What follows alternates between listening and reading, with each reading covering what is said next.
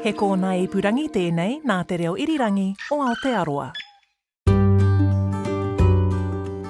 Kia ora, and a very warm welcome to the Kākāpō Files from RNZ. Ko Alison Ballance aho. This is episode 8, Peak Breeding.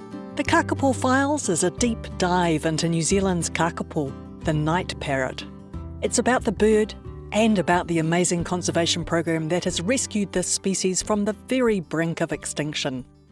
We're following a breeding season that we all hope will be one for the record books, although, as we'll hear later in this episode, nothing is certain and plenty of things could potentially go wrong. But before we get to that, let's check in with the Kākāpō Recovery Programme team to find out what's going well. On the line is Operations Manager Deidre Vercoe. Kia ora, Deidre. Kia ora, Alison. Where are you at the moment? I'm in a very wet anchor island in Dusky Sound, Fiordland. Ah, very wet island. When we spoke to Maddie last week for episode 7, she was talking about how hot and sunny and dry it had been. I know, we had a very, very dry spell. There was some swimming, there was sun, there were loads of sandflies, and we were unable to have showers or wash our dishes. It was getting a bit awkward. So we're very, very thankful for this rain. It seems to have remembered that it's Fiordland here. And hopefully all of the nesting kakapo, who we'll come to in a minute, have nice roofs over them now. But tell me, I get the impression from the fridge door, which I saw posted on the Kākāpō Recovery Facebook page on Friday, that we're really at peak breeding now. It's full steam ahead in every direction. It is. It has been go, go, go out here. We've had lots of matings on anchor. Pretty much all of the females are through. So we have 36 breeding age females out here, and only 5 of them are left to mate, and we have a suspicion that maybe a few of those have mated and we've missed the detection. So yep, it's all full steam ahead. And whenua hou, they've had 22 out of 34 females mate, so 12 still to go there. And on to Kākāpō, most of the females have mated there as well, 9 of the 11. Wow, that's amazing news. Might I ask whether young Alison is one of the recalcitrant 5 on Anchor Island? She is, Ellie. You might have to talk to her. She's one of the 5 left. So we have Alison, Hananui, Hanariki, Madison and Verity that we're keeping our eyes on out here. So youngish birds. Well, Hananui's not super young, so she might just be timing it right, or maybe she's mated already and our technology hasn't detected it. It'll be interesting to see whether we actually manage to get to a full house, but every breeding season there's a handful of birds that don't breed. Yeah, that's right. Usually there are a few. So we were expecting that most breeding age females would mate this year, and I think we've already reached that target. So that's been really exciting to watch them come through every night on the technology. Just, oh, yep, there goes so-and-so and so-and-so. So we've been counting them down. Wonderful. And all of this mating must mean lots and lots of work for you and the rangers finding the nests.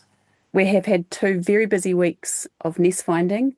Almost every day we're sending teams out on the hill in different directions to track down the females who have mated and to find their nests. So that's been quite an exciting time. I feel like it's a really hopeful time. It's the very start of the season, and yeah, it's really cool to see the females settling down and to see what kind of nests they've picked as well. So we have many nests out there on the hill, and we're starting to get quite a large count of eggs, Ellie. Oh, how many eggs are we up to? Drum roll, we are up to 101 eggs. 101? Wow, gosh, that got there fast. Didn't it just? So we've had some really good clutches on whenua hou and on anchor and te kākū actually. We've had clutches of up to 4 under some females, so that's fantastic. And we're just starting to get around and understand the fertility status of some of those eggs. Out of 101 eggs known so far, we've been able to check the fertility of 68 of them. And in total, the fertility of those known eggs across the 3 islands is sitting at just over 60%, which is fantastic. Hopefully it maintains that level or increases. But we do have some differences between the islands, which is really interesting. What are those differences? Well, I don't know if we're just striking it lucky on anchor and that we're about to find a few infertile nests, but we've had quite a few fertile nests out here, and the fertility rate on anchor from known eggs so far is 81%, which is very high for Kākāpō. The inverse is true on Te Kākahu, so we've been checking eggs out there and we're sitting at about 30% fertile out there. And whenua hou is more the norm, with about 55% fertility so far. Interesting how different it is between the different islands. Yeah, it is really interesting. And look, we're still early in the checking process, so those numbers might change quite a bit. But it'll be very interesting to reflect on that at the end of the season and see if we can understand anything about what's influencing fertility. Now, you say 101 eggs. Are you guys running a sweepstake as to how many eggs you think might get laid this season? No, we're not. So of all of the known eggs at the moment, right as of now, we've had 42 fertile eggs and 4 of those have died. So we've got 38 fertile eggs still out there on the hill that we know of, but we're bound to find some more over the coming week. Well, of course, that's right. The eggs have to be fertile to start with, and then they have to stay alive for about 30 days before they hatch. And then the chick has to stay alive. There's an awful lot that can happen.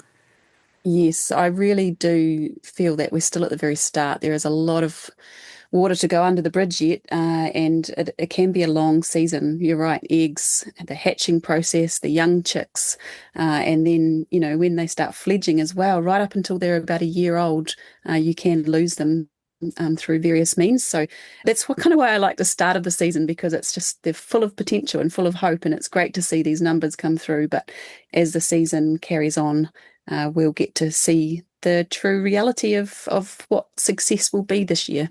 Looking ahead, when do you think the first eggs might start hatching? We expect hatching to begin around mid-February. So on anchor, the oldest eggs that we have at the moment are from Tīwhiri, and they're due to start hatching around about the 15th of Feb. On whenua hou, very similar timing. We have esperance, again due to start hatching around mid-Feb, and on Te Kākahu, a female called Ninihi, due to start hatching around mid-Feb. So each island will kick off around the same time. Now, I definitely have to say that Rakiura is a star Kākāpō at the moment. Isn't she? She's got a big following. Yeah, so she's got Nest Cam beaming live from her nest 24/7, and people have got to see her laying eggs. How wonderful is that? I know, it's been incredible actually, and we've seen her lay all 3 eggs, and I think it went live just after the first egg. So yeah, everybody has had the chance to see her lay, and that's pretty amazing, I think, and just to see how she tends those eggs. And I think people were pretty excited to see Lee, one of our rangers, come and check those eggs last night or the night before for the first time, and discover that they're all fertile, which is fantastic. So yeah, she's been a real star. She was one of the birds that had some artificial insemination as well as a natural mating. She did. She had an artificial insemination. And on whenua hou, the fertility is looking really good from all of the birds that have been artificially inseminated. So fingers crossed that we're able to represent some of those very underrepresented males through that process this year. I know that the artificial insemination team are really excited about the fact that Heather has fertile eggs, because they inseminated her with sperm from Bonus, who is very underrepresented. So that's pretty exciting. They're keeping their fingers crossed there. But yeah, all of the AI eggs are so far looking good. I will continue watching with bated breath. I will continue recommending to people that they listen to Radio with Pictures and watch the Nest Cam at the same time as they're listening to the podcast. You have a good week. Enjoy the rain, and I look forward to hearing the news again in a week's time. Fantastic. Thanks, Ellie. So let's have a bird of the week. And of course, that needs to be Kākāpō Cam star Rakiura. Her mum is super breeder Flossie, who we heard about all the way back in episode 4. Her dad is the late Bill, and she has a sister, Esperance. Both sisters are on nests at the moment with 3 fertile eggs each, and both received artificial insemination. 24-year-old Rakiura has produced 11 chicks that survived to fledging, 4 daughters and 7 sons. 9 are still alive. Fun fact, all but one of her chicks have names starting with the letter T. daughter Toitaiti is also on a nest, while Tia and Matima haven't yet mated. Sons Tamahau, Te Atapo and Tutako have all mated. We don't know about Te Awa, who is on Te Kākahu Chalky Island, and Tautahi and Taiatanga are both at Sanctuary Mountain Maungatautari in the Waikato, testing the suitability of a fenced sanctuary for Kākāpō. Now, Deidre talked earlier about levels of egg fertility. It's a very important issue for Kākāpō, and science advisor Andrew Digby says some new research throws an interesting light on it. It's probably one of our biggest problems is how many eggs fail to hatch. It's around about 60% of eggs don't hatch. And of those, the bulk of them traditionally were thought to have been infertile. So what we do is we candle eggs, so we shine a torch through them and look for any sign of development. And around about 3/4 of those eggs that fail to hatch, we've always thought they've been infertile, there's been no development. But a recent study has looked in more detail using microscopic methods at those eggs and found about 3/4 of those eggs, which we thought were infertile, are actually fertile. They have been fertilized. And so what's happening here is that it's not the failing to hatch because they're infertile, but they're failing to hatch because the embryos are dying very, very early on. So early that we can't see them with the naked eye, but you can see development with a microscope. So this kind of opens up some questions really about how do we manage this? Can we do anything about it? And it might be in conjunction with our genetic work that we find out, actually, there's some pairings of Kākāpō, for example, which mean it's more likely the embryo doesn't develop. And there might be some genetic issues, for example, which cause that to happen. So that's potentially something that we might be able to mitigate to some extent, bearing in mind that we can't exactly force Kākāpō to mate with each other very easily, apart from our artificial insemination. So it's we can only go so far, but that might be something that we can help mitigate in future. So this is work that we're continuing. And so we're working with our research partners to look at more samples. So we did this in 2019. We're looking at now the eggs from 2022 and then also from the coming breeding season as well to find out how many of them really are infertile and how many of them are early embryo death. Thanks, Andrew. Infertile eggs and early embryo deaths aren't the only problem the Kākāpō team must consider. Amidst all the excitement and celebration, there is also a lot of planning about what could possibly go wrong. Here's Deidre again.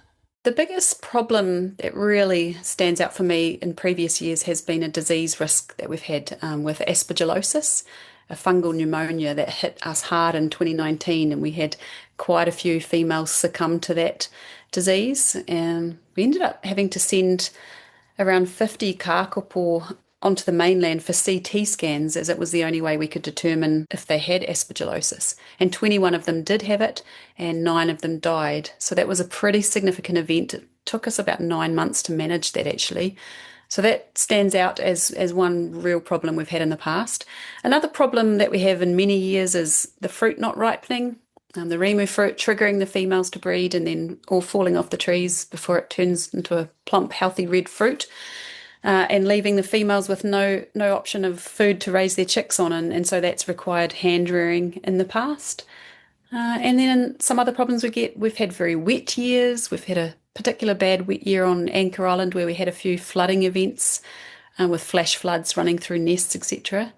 So those are the sorts of things that I think of.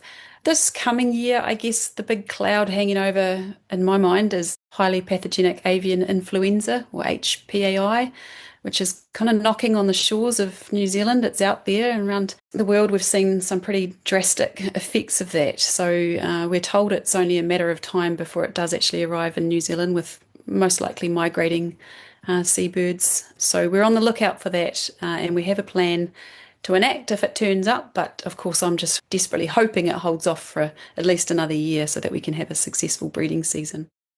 Thanks, Deidre. And fingers crossed that none of these possible problems come to pass. That's the show for this week. But join me again next week for more Kākāpō nesting news and behind-the-scenes details.